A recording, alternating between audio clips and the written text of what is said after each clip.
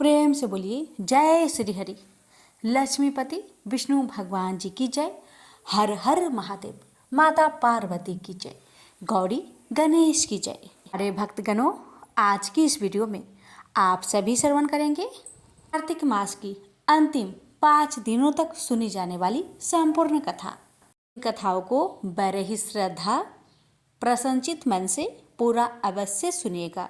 भगवान आपकी इन कथाओं को जो भी भक्त श्रद्धा भक्ति के साथ पूरा श्रवण करे, भक्तों को सतबुद्धि प्रदान करे, हर मनोकामना को पूर्ण करे, हर संकट से उनको और उनके परिवार की रक्षा करे।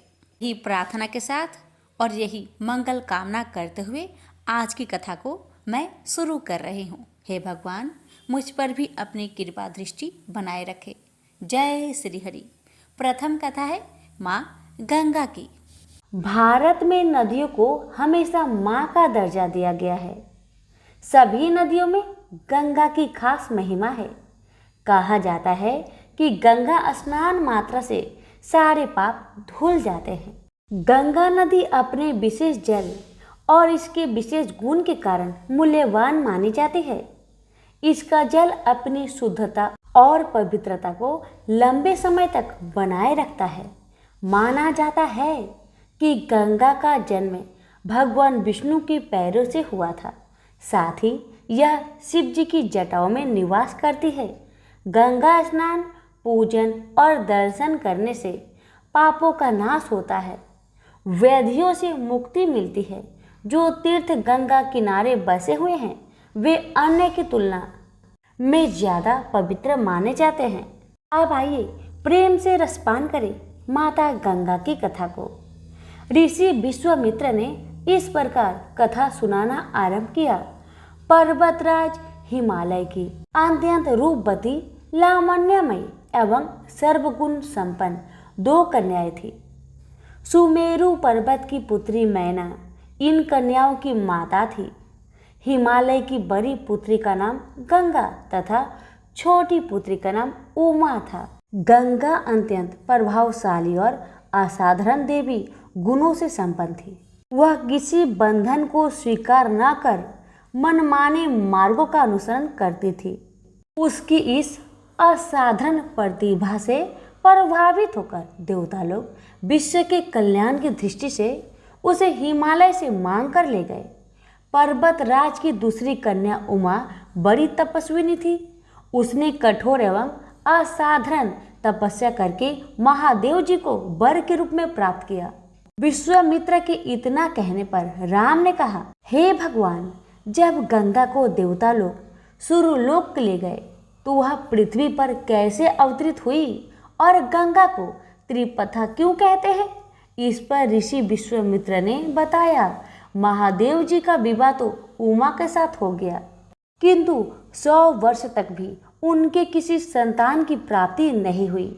एक बार महादेव जी के मन में संतान उत्पन्न करने का विचार आया। जब उनके इस विचार की सूचना ब्रह्मा जी सहित देवताओं को मिली तो वे विचार करने लगे कि शिव जी की संतान की तेज को कौन संभाल सकेगा।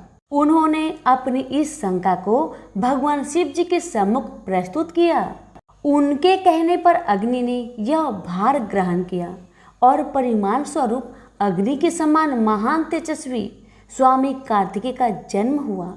देवताओं के इस षड्यंत्र से उमा के संतान होने में बाधा पड़ी तो उन्होंने क्रोध होकर देवताओं को श्राप दे दिया कि भविष्य में वे कभी पिता नहीं बन सकेंगे।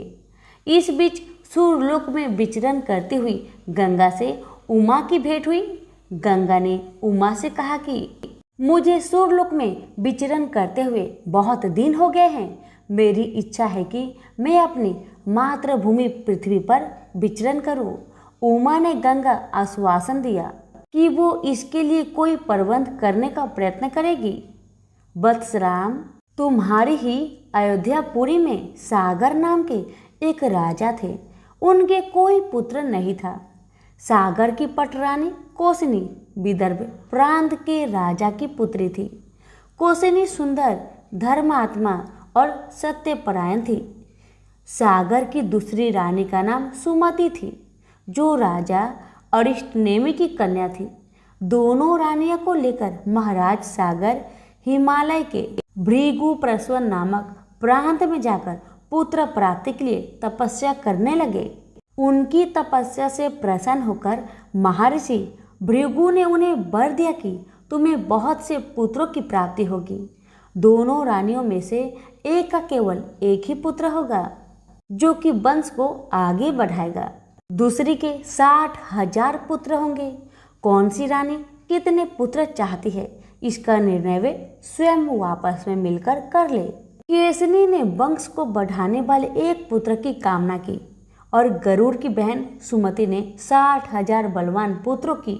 उचित समय पर रानी कोसनी ने असमंजस नामक पुत्र को जन्म दिया। रानी सुमति के गर्भ से एक तुम्बा निकला जिससे फोड़ने पर छोटे छोटे 60,000 पुत्र निकले। उन सब का पालन पोषण घी के घरों में रखकर किया गया। काल चक्र बीतता गया और सभी राजकुमार युवा हो गए। सागर का ज्येष्ठ पुत्र असमंजस बड़ा दुराचारी था। उसे नगर के बालकों को सरयू नदी में फेंककर उन्हें डूबते हुए देखने में बड़ा आनंद आता था। इस दुराचारी पुत्र से दुखी होकर सागर ने उसे अपने राज्य से निर्वासित कर दिया। असमंजस के अंशुमान नाम का एक पुत्र था। अंशुमान अत्यंत सदाचारी और पराक्रमी था। एक दिन राजा सागर के मन में अश्वमेध यज्ञ करवाने का विचार आया। शीघ्र ही उन्होंने अपने इस विचार को कार्य रूप में परिणित कर लिया। राम ने ऋषि विश्वामित्र से कहा, गुरुदेव, मेरी रुचि अपने पूर्वज सागर की यज्ञ गाथा को विस्तार पूर्वक सुनने में है, अतः कृपा करके इस वृत्तांत को पूरा सुनाइए। राम के इस तरह कहने पर ऋषि विश्वामित्र परेशान होकर कहने लगे, राजा सागर ने हिमालय एवं विंध्याचल के बीच की हरी भरी भूमि पर एक विशाल यज्ञ मंडप का निर्माण करवाया। फिर अश्वमेध यज्ञ के लिए श्यामकर ने घोड़ा छोड़ दिया। फिर उसकी रक्षा के लिए पराक्रमी अंशुमान को सेना के साथ उसके पीछे भेज दिया। यज्ञ की संभावित सफलता के परिमाण की आकांक्षा से भयभीत होकर इंद्र ने एक राक्षस का रूप धारण करके उसके उस घोड़े को चुरा लिया। घोड़े की चोरी की सूचना पाकर सागर ने अपने 60,000 पुत्रों को आदेश दिया कि घोड़ा चुराने वाले को पकड़कर या मारकर घोड़ा वापस लाओ। पूरी पृथ्वी में खोजने पर भी जब घोड़ा नहीं मिला तो इस आशंका से कि किसी ने घोड़े को तय खाने में न छुपा रखा हो, सागर के पुत्रों ने संपूर्ण पृथ्वी को खोदना आरंभ कर दिया। उनके इस कार्य से असंख्य भूमितल निवासी प्राणी मारे गए। खोदते खोदते वे पाताल तक जा पहुँचे। उनके इस नृशंस कृत्य की देवताओं ने ब्रह्मा जी से शिकायत की तो ब्रह्मा जी ने कहा कि ये राजकुमार क्रोध एवं मद में अंधे होकर ऐसा कर रहे हैं। पृथ्वी की रक्षा कर दायित्व कपिल पर है, इसलिए वे इस विषय में कुछ न कुछ अवश्य करेंगे। पूरी पृथ्वी को खोदने के बाद जब घोड़ा और उसको चुराने वाला चोर नहीं मिला तो निराश होकर राजकुमारों ने इसकी सूचना अपने पिता को दे दी। रुष्ट होकर सागर ने आदेश दिया कि घोड़े को पाताल में जाकर ढूंढो। पाताल में घोड़े को खोजते खोजते वे सनातन वासुदेव कपिल आश्रम में पहुंच गए। उन्होंने देखा कपिल देव आंखें बंद किए बैठे हैं और उन्हीं के पास यज्ञ का वह घोड़ा बंधा हुआ है। उन्होंने कपिल मुनि को घोड़े का चोर समझकर उनके लिए अनेक दुर्वचन कहे और उन्हें मारने के लिए दौड़े। सागर के इन कुकृत्यों से कपिल मुनि की समाधि भंग हो गई। उन्होंने क्रोध होकर सागर के उन सब पुत्रों को भस्म कर दिया। जब महाराज सागर को बहुत दिनों तक अपने पुत्र की सूचना नहीं मिली तो उन्होंने अपने तेजस्वी पौत्र अंशुमान को अपने पुत्रों के साथ घोड़े का पता लगाने के लिए आदेश दिया। वीर अंशुमान शस्त्र शास्त्रों से सुसज्जित होकर उसी मार्ग से पाताल की ओर चल पड़ा जिसे उसके चाचाओं ने बनाया था। मार्ग में जो भी पूजनीय ऋषि मुनि मिले उनका यथोचित सम्मान करके अपने लक्ष्य के विषय में पूछता हुआ उस स्थान तक पहुंच गया जहां पर उसके चाचाओं के भस्मीभूत शरीर की राख पड़ी थी और पास ही यज्ञ का घोड़ा चर रहा था। अपने चाचाओं के भस्मीभूत शरीर को देखकर उसे बहुत दुख हुआ। उसने उनका तर्पण करने के लिए जलाशय की खोज की, किंतु उसे कहीं जलाशय नहीं दिखाई पड़ा। तभी उनकी दृष्टि अपने चाचाओं के मामा गरुड़ पर पड़ी। उन्हें सादर प्रणाम करके अंशुमान में पूछा कि बाबा जी, मैं इनका तर्पण करना चाहता हूँ। पास में यदि कोई सरोवर हो तो कृपा करके उसका पता बताइए। यदि आप इनकी मृत्यु के विषय में कुछ जानते हैं तो वह भी मुझे बतलाने की कृपा करें।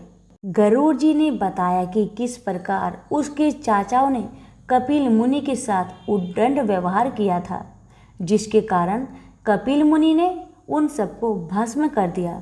इसके पश्चात गरुड़ जी ने अंशुमान से कहा कि ये सब अलौकिक शक्ति वाले दिव्य पुरुष के द्वारा भस्म किए गए हैं, अतः लौकिक जल से तर्पण करने से इनका उद्धार नहीं होगा। केवल हिमालय की ज्येष्ठ पुत्री गंगा के जल से ही तर्पण करने पर इनका उद्धार संभव है। अब तुम घोड़े को लेकर वापस चले जाओ, जिससे कि तुम्हारे पितामह का यज्ञ पूर्ण हो सके। गरुड़ जी की आज्ञा अनुसार अंशुमान वापस अयोध्या पहुंच गए और अपने पितामह को सारा वृत्तांत सुनाया। महाराज सागर ने दुखी मन से यज्ञ पूरा किया। वे अपने पुत्रों के उद्धार करने के लिए गंगा को पृथ्वी पर लाना चाहते थे, पर ऐसा करने के लिए उन्हें कोई युक्ति नहीं सूझी। थोड़ा रुककर ऋषि विश्वामित्र ने कहा, महाराज सागर के देहांत के पश्चात अंशुमान बड़ी न्याय प्रियता के साथ शासन करने लगे। अंशुमान के परम प्रतापी पुत्र दिलीप हुए। दिलीप के वयस्क हो जाने पर अंशुमान दिलीप को राज्य का भार सौंपकर हिमालय की कंदराओं में जाकर गंगा को प्रसन्न करने के लिए तपस्या करने लगे, किंतु उन्हें सफलता प्राप्त नहीं हो पाई और उनका स्वर्गवास हो गया। इधर जब राजा दिलीप का धर्मनिष्ठ पुत्र भगीरथ बड़ा हुआ तो उसे राज्य का भार सौंपकर दिलीप ही गंगा को पृथ्वी पर लाने के लिए तपस्या करने चले गए, पर उन्हें भी मनोवांछित फल नहीं मिला। भगीरथ बड़े प्रजावत्सल नरेश थे, किंतु उनकी कोई संतान नहीं हुई। इस पर वे अपने राज्य का भार मंत्रियों को सौंपकर स्वयं गंगा अवतरण के लिए गोकर्ण नामक तीर्थ में जाकर कठोर तपस्या करने लगे। उनकी अभूतपूर्व तपस्या से प्रसन्न होकर ब्रह्मा जी ने उन्हें वर मांगने के लिए कहा। भगीरथ ने ब्रह्मा जी से कहा कि हे प्रभु, यदि आप मुझ पर प्रसन्न हैं तो मुझे यह वर दीजिए कि सागर के पुत्र को मेरे प्रयत्नों से गंगा का जल प्राप्त हो जाए, जिससे उनका उद्धार हो सके। इसके अतिरिक्त मुझे संतान प्राप्ति का भी वर दीजिए, ताकि इक्ष्वाकु वंश नष्ट ना हो सके। ब्रह्मा जी ने कहा, संतान का तेरा मनोरथ शीघ्र ही पूर्ण होगा, किंतु तुम्हारे मांगे गए प्रथम वरदान को देने में कठिनाई यह है कि जब गंगा जी का वेग के साथ पृथ्वी पर अवतरित होगी तो उनके वेग को पृथ्वी संभाल नहीं सकेगी। गंगा जी के वेग को संभालने की क्षमता महादेव जी के अवतरित किसी में भी नहीं है, इसलिए तुम्हें महादेव जी को प्रसन्न करना होगा। इतना कहकर ब्रह्मा जी अपने लोक को चले गए। भागीरथ ने साहस नहीं छोड़ा। वे 1 वर्ष तक पैर के अंगूठे के सहारे खड़े होकर महादेव जी की तपस्या करते रहे। केवल वायु के अतिरिक्त उन्होंने किसी अन्य वस्तु का भक्षण नहीं किया। अंत में इस महान भक्ति से प्रसन्न होकर महादेव जी ने भगीरथ को दर्शन देकर कहा कि हे भक्त, तेरी मनोकामना पूरी करने के लिए गंगा जी को अपने मस्तक पर धारण करेंगे। इसकी सूचना पाकर विवश होकर गंगा जी को सूर्यलोक का परित्याग करना पड़ा। उस समय वे सूर्यलोक से कहीं जाना नहीं चाहती थी, इसलिए वे यह विचार करके कि मैं अपने प्रचंड वेग से शिव जी को बहाकर पाताल लोक ले जाऊंगी, वे भयानक वेग से शिव जी के सिर पर अवतरित हुई। गंगा के इस वेगपूर्ण अवतरण से उनका अहंकार शिवजी से छुपा ना रहा। महादेव जी ने गंगा की वेगवती धारा को अपने जटाजूट में उलझा लिया। गंगा जी ने अपने समस्त प्रयत्नों के बाद भी महादेव जी की जटाओं से बाहर न निकल सके। गंगा जी को इस प्रकार शिव जी की जटाओं में विलीन होते देख भागीरथ ने फिर शंकर जी की तपस्या की। भागीरथ के इस तपस्या से प्रसन्न होकर भगवान शंकर ने गंगा जी को हिमालय पर्वत पर स्थित बिंदुसर में छोड़ा। छूटते ही गंगा जी 7 धाराओं में बट गई। गंगा जी की 3 धाराएं हैद्रिनी, पावनी और नलिनी पूर्व की ओर प्रवाहित हुई। सुचक्षु, सीता और सिंधु नाम की 3 धाराएं पश्चिम की ओर बही और 7वीं धारा महाराज भगीरथ के पीछे पीछे चली। जिधर जिधर भगीरथ जाते थे उधर उधर ही गंगा जी जाती थी। स्थान स्थान पर देव, यक्ष, किन्नर, ऋषि मुनि आदि उनके स्वागत के लिए एकत्रित हो रहे थे। जो भी उस जल का स्पर्श करता था भव बाधाओं से मुक्त हो जाता था। चलते चलते गंगा जी उस स्थान पर पहुंची जहां ऋषि जहनु यज्ञ कर रहे थे। गंगा जी ने अपने वेग से उनकी यज्ञशाला को संपूर्ण सामग्री के साथ बहाकर ले जाने लगी। इससे ऋषि को बहुत क्रोध आया और उन्होंने क्रोध होकर गंगा का सारा जल पी लिया। यह देखकर समस्त ऋषि मुनियों को बड़ा विस्मय हुआ और वे गंगा जी को मुक्त करने के लिए उनकी स्तुति करने लगे। उनकी स्तुति से प्रसन्न होकर जहनु ऋषि ने गंगा जी को अपने कानों से निकाल दिया और उन्हें अपनी पुत्री के रूप में स्वीकार कर लिया। तब से गंगा जाह्नवी कहलाने लगी। इसके पश्चात वे भगीरथ के पीछे पीछे चलते समुद्र तक पहुंच गई और वहां से सागर के पुत्रों का उद्धार करने के लिए रसातल में चली गई। उनके जल के स्पर्श से भस्मीभूत हुए सागर के पुत्र निष्पाप होकर स्वर्ग को चले गए। उस दिन से गंगा के 3 नाम हुए, त्रिपथ गंगा, जाह्नवी और भागीरथी। तो प्रेम से बोलिए गंगा मैया की जय। एक समय शिवजी महाराज पार्वती के साथ हरिद्वार में घूम रहे थे। पार्वती जी ने देखा कि बहुत सारे मनुष्य गंगा में नहा नहा कर हर हर गंगे कहते कहते चले जा रहे हैं, परंतु प्राय सभी दुखी और पाप परायण हैं। पार्वती जी ने बड़े आश्चर्य से शिव जी से पूछा कि हे देव, गंगा में इतनी बार स्नान करने के बाद भी इनके पाप और दुखों का नाश क्यों नहीं हुआ?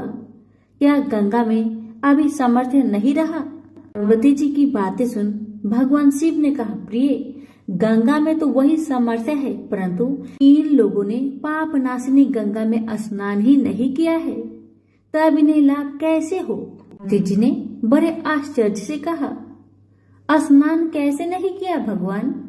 सभी तो नहा नहा कर आ रहे हैं, अभी तक इनके शरीर भी सूखे नहीं हैं। शिव जी ने कहा, ये केवल जल में डुबकी लगाकर आ रहे हैं, तुम कल इसका रहस्य समझ जाओगे। दूसरे दिन बड़े जोर की बरसात होने लगी। गलियां कीचड़ से भर गई। एक चौड़े रास्ते में एक गहरा गड्ढा था। चारों ओर लपटीला कीचड़ भर रहा था। उसी गड्ढा में भगवान शिव ने लीला करते हुए वृद्ध ब्राह्मण का रूप धारण कर लिया और दीन विवश की तरह गड्ढे में जाकर ऐसे पड़ गए कि जैसे मानो कोई मनुष्य चलता चलता गड्ढे में गिर पड़ा हो। निकलने की कोशिश करने के बावजूद भी वह निकल नहीं पा रहा है। पार्वती जी को भगवान शंकर ने समझाकर गड्ढे के पास बैठा दिया कि देखिए देवी, आप लोगों को सुना सुनाकर यूं पुकारती रहिए कि मेरे वृद्ध पति अकस्मात गलती से गड्ढे में गिर पड़े हैं, कोई पुण्य आत्मा ही इन्हें निकालकर इनके प्राणों की रक्षा करे। इस प्रकार आप बार बार कहते रहिएगा। भगवान के कहे अनुसार माता पार्वती ने किया। भगवान ने इतना भी कहा कि जब कोई मुझे बचाने की कोशिश करे तो आप उसे इतना कह दीजिएगा, मेरे पति सर्वथा निष्पाप है, इन्हें वही छुए जो स्वयं निष्पाप हो। यदि आप निष्पाप है तभी आप मेरे पति को हाथ लगाइए, नहीं तो हाथ लगते ही आप भस्म हो जाएंगे। पार्वती जी ने भगवान की बात को ध्यान में रखकर गड्ढे के किनारे पर बैठ गई और आने जाने वालों को सुना सुनाकर शिव जी की सिखाई हुई बात कहने लगी। गंगा में नहाकर लोगों के दल आ रहे थे। सुंदरी महिला को यूं बैठी देखकर कईयों का मन में पाप आया। कई लोग लज्जा से डरे, कईयों को कुछ धर्म का भय हुआ, कई कानून से डरे। कुछ लोगों ने तो पार्वती जी को यह भी सुना दिया कि मरने दे बूढ़े को, क्यों उनके लिए रोती है। आगे और कुछ दयालु सच्चा चरित्र पुरुष थे। उन्होंने करुणावश युवती के पति को निकालना चाहा, परंतु पार्वती के वचन सुनकर वे भी रुक गए। उन्होंने सोचा कि हम गंगा में नहाकर आए तो हैं, क्या हुआ, पापी तो है ही, कहीं होम करते समय हमारा हाथ ना जल जाए। किसी को भी भेष रूपी शंकर को निकालने का साहस नहीं हुआ। सैकड़ों आए, सैकड़ों ने पूछा और चले गए। संध्या हो चली। शिव जी ने कहा, देखिए पार्वती जी, आपने देखा कोई है गंगा नहाने वाला यहाँ पर? थोड़ी देर बाद एक जवान हाथ में लोटा लेकर हर हर गंगे करता हुआ निकला। पार्वती ने उसे भी वही बात कही। युवक का हृदय करुणा से भर आया। उसने शिव जी को निकालने की तैयारी की। पार्वती ने रोकर कहा कि भाई, यदि तुम सर्वथा निष्पाप नहीं हो तो मेरे पति को छूते ही जल जाओगे।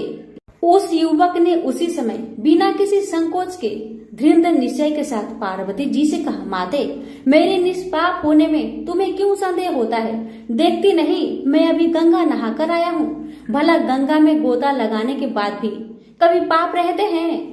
तेरे पति को मैं निकालता हूँ। युवक ने लपक कर बूढ़े को ऊपर उठा लिया। शिव पार्वती ने उसे अधिकारी समझकर अपना असली रूप प्रकट कर उसे दर्शन देकर कृतार्थ किया। शिव जी ने पार्वती से कहा कि इतने लोगों में से इन एक ने ही गंगा स्नान किया है। इस दृष्टांत के अनुसार जो लोग बिना श्रद्धा और विश्वास के केवल दम के लिए गंगा स्नान करते हैं उन्हें वास्तविक फल नहीं मिलता। परंतु इसका यह मतलब नहीं है कि गंगा स्नान व्यर्थ जाता है। विश्वास के साथ किए गए गंगा स्नान का मिलता है वास्तविक फल। प्रेम से बोलिए उमापति शंकर भगवान की जय, गंगा माता की जय। एक संत जंगल में कुटिया बनाकर रहते थे और भगवान श्री कृष्ण का भजन करते थे। संत को यकीन था कि एक न एक दिन मेरे भगवान श्री कृष्ण मुझे साक्षात दर्शन जरूर देंगे। उसी जंगल में एक शिकारी आया। उस शिकारी ने संत की कुटिया देखी। वह कुटिया में गया और उसने संत को प्रणाम किया और पूछा कि आप कौन हैं और आप यहाँ क्या कर रहे हैं।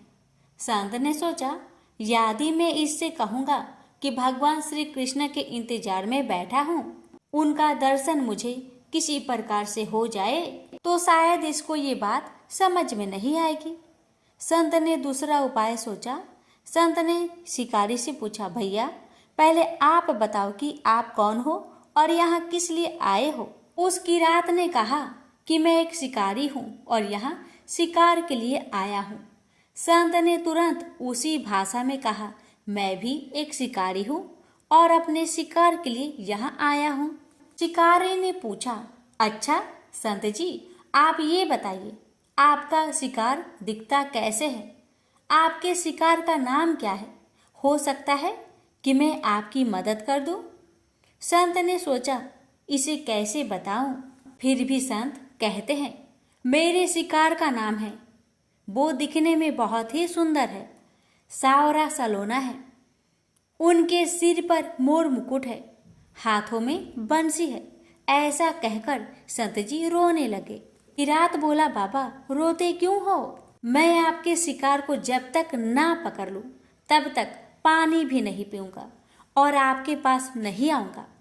अब वह शिकारी घने जंगल के अंदर गया और जाल बिछाकर एक पेड़ पर बैठ गया और वहां इंतजार करने लगा।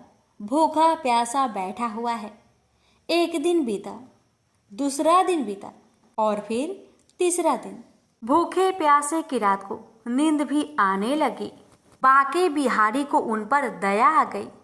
भगवान उसके भाव पर रीझ गए। भगवान मंद मंद स्वर से बांसुरी बजाते आए और उस जाल में खुद फंस गए। जैसे ही किरात को फंसे हुए शिकार का अनुभव हुआ तो तुरंत नींद से उठा और उस सावड़े भगवान को देखा जैसे संत ने बताया था। उनका रूप हूबहू वैसा ही था। अब तो वह जोर जोर से चिल्लाने लगा, मिल गया, मिल गया, शिकार मिल गया।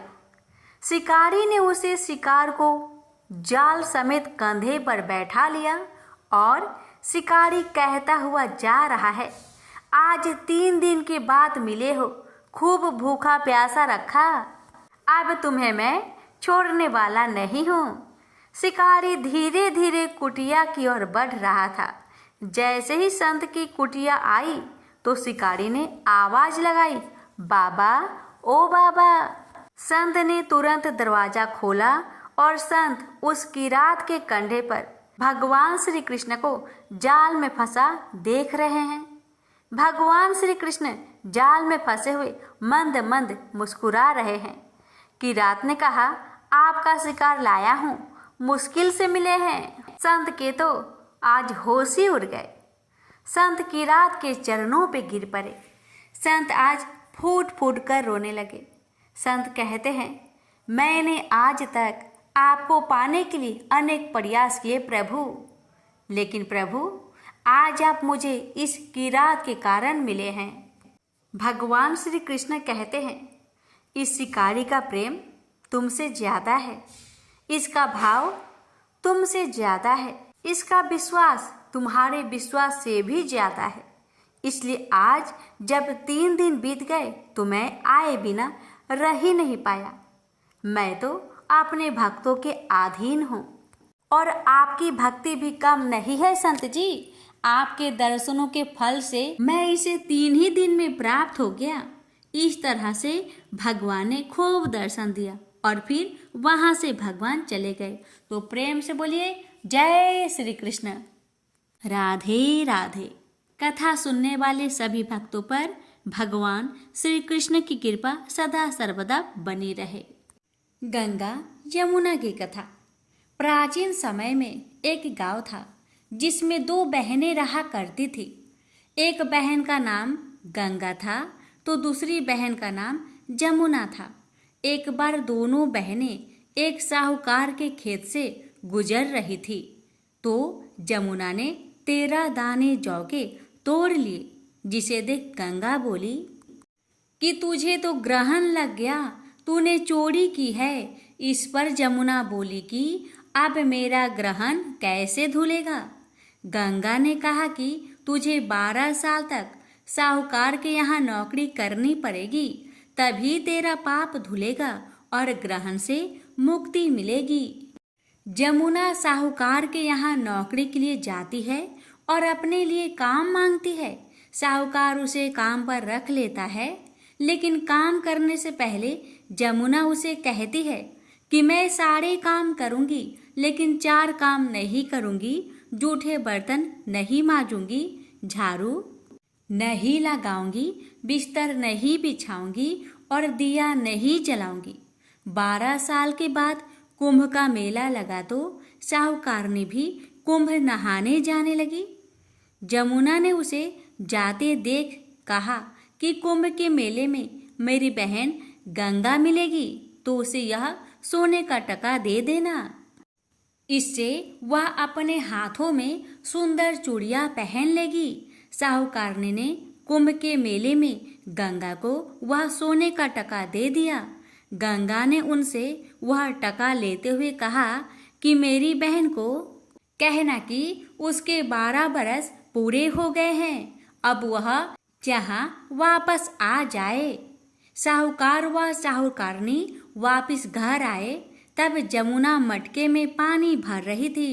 दोनों जमुना से बोले कि हमने सोने का वह टका तेरी बहन गंगा को दे दिया था और उसने कहा है कि तेरे 12 वर्ष पूरे हो गए हैं, इसलिए अब तुम वापस जाओ। यह समाचार सुनते ही जमुना सहस्त्र धारा में बदल गई और बहने लगी। जमुना जी का यह रूप देखकर साहूकार व साहूकारनी परेशान हो गई कि हमारे घर में जमुना माता ने काम किया, हमें तो अब ग्रहण लग गया है, हम यह ग्रहण कैसे उतारेंगे। जमुना भागकर गंगा माता के पास चली गई। गंगा ने जमुना से पूछा कि तुम साहूकार साहूकारनी से कुछ कहकर आई हो या ऐसे ही बिना बताए आ गई। तब जमुना बोली कि मैं तो कुछ भी नहीं बताकर आई हूँ। गंगा ने कहा कि जा उन्हें धीरज दिया, नहीं तो उन्हें जीवन भर असंतोष ही रहेगा। गंगा के कहने पर जमुना माता ने साहूकार साहूकारनी को सपने में दर्शन दिए और कहा कि तुम दोनों उल्टे माठे क्यों पड़े हो, जाओ उठकर खाओ पियो। तब दोनों बोले कि हम कैसे उठे, हमें तो ग्रहण लगा है, क्योंकि हमने उल्टे सीधे और पता नहीं कितने नीच कार्य आपसे कराए हैं। तब जमुना जी बोली कि तुम्हें ग्रहण नहीं लगा है, ग्रहण तो मुझे लगा था कि मैंने तुम्हारे खेत से 13 दाने जौ के चुराए थे। मैं तो अपना ग्रहण उतारने तुम्हारे घर आई थी। मेरा ग्रहण तुम्हारे घर में 12 वर्ष तक रहने से उतर गया है और मेरी मुक्ति हो गई है। जमुना जी ने कहा कि तुम्हें कोई ग्रहण नहीं लगा है, उल्टे मेरे 12 वर्ष तक यहाँ रहने से तुम्हारी भी मुक्ति हो गई है। यह कहकर जमुना जी स्वप्न से चली गई। दोनों उठकर देखते हैं कि उनके घर में पहले से भी अधिक धन हो गया है। हे जमुना माता, जैसे आपने साहूकार व साहूकारनी की मुक्ति कराई, वैसे ही आप अपने सभी भक्तों की करना। प्रेम से बोलिए गंगा जमुना माता की जय। एक समय एक मेढक व मेढकी का जोड़ा था। इनमें से मेढकी हमेशा भगवान विनायक यानी गणेश जी की पूजा अर्चना करती थी। उन्हीं का नाम हर समय जपती रहती थी। यह देखकर मेढक को गुस्सा आता। एक बार उसने गुस्से में मेढकी को कहा कि तू पापी है जो हर समय पर पुरुष का नाम लेती है, इस पाप को करना बंद कर। धमकी भी दी, यदि आज के बाद विनायक जी का नाम लिया तो वह उसका सिर फोड़ देगा। कथा के अनुसार मेढक की इस बात से गणेश जी उससे नाराज हो जाते हैं। इसके बाद एक दिन राजा की एक दासी आती है और दोनों मेढक मेढकी जिस पानी में रहते हैं उसे एक पात्र में डालकर ले जाती है, जहां वह उस पानी को चूल्हे पर चढ़ा देती है। तभी मेढकी तो भगवान गणेश का नाम लेने से उबलते पानी में भी कष्ट नहीं पाती, लेकिन मेढक दर्द से करा उठता है। गर्म पानी में भी जब वह मेढकी को बिना कष्ट के देखता है तो वह उससे इसका कारण पूछता है। इस पर वह गणेश जी को ही उसका संकट दूर करने वाला बताते हुए मेढक को भी ऐसा ही करने को कहती है। ये सुन जान बचाने के लिए मेढक गणेश जी का नाम लेने लगता है। इससे गणेश जी प्रसन्न हो जाते हैं। कुछ देर में ही दो सांड लड़ते हुए वहां पहुंचते हैं और चूल्हे पर चढ़े पानी के पात्र को गिरा देते हैं, जिससे मेढक व मेढकी दोनों उस संकट से मुक्त होकर नदी की पाल में गिर जाते हैं। कथा के अंत में सबके साथ ये कहा जाता है कि गणेश जी महाराज ने जिस तरह मेढक व मेढकी का संकट दूर किया, वैसे ही वे सबका कष्ट दूर करें।